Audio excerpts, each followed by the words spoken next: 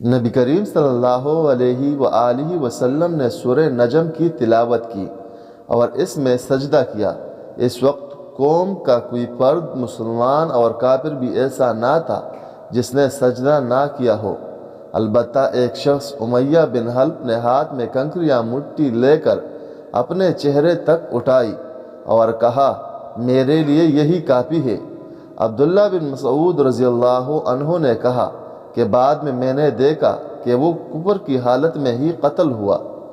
نبی کریم صلی اللہ علیہ وآلہ وسلم نے فرمایا کہ کسی خاتون کے لیے جو اللہ اور اس کے رسول پر ایمان رکھتی ہو جائز نہیں کہ ایک دن رات کا سفر بغیر کسی ذی رحم محرم کے کرے۔ رسول اللہ صلی اللہ علیہ وآلہ وسلم کو انہوں نے چاشت کی نماز پڑھتے دیکھا۔